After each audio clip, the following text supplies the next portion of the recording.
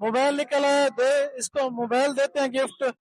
देखो गाइस, मैं अब बाजार में आ चुका हूँ, किसी रैंडमली बंदे को पकड़ते हैं, उसको फिर देखते हैं उसका क्या किस्मत निकलती है और क्या गिफ्ट निकलता है। सलाम वालेकुम भैया। अस्सलाम, क्या हाल है भाईजान? ठीक है अल्हम्दुलिल्लाह। भाईजान, किधर से हैं आप? भाईजान मैं लाहौर से। लाहौर से हैं? हमारा चैनल है, ठीक है, यूट्यूब का, हम गिफ्ट कर रहे हैं। आप पर्ची उठाएंगे ना? हाँ जी बिल्कुल उठाएंगे। ये पर्ची उठा रहे हैं भाईजान, देखते हैं भाई इसकी किस्मत में क्या निकलता है।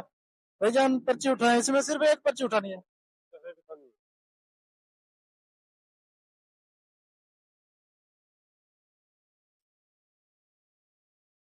जी भाईजान का बहुत बड़ा गिफ्ट निकला है, बहुत ही बड़ा गिफ्ट, मोबाइल निकला है, दे इसको मोबाइल देते हैं गिफ्ट।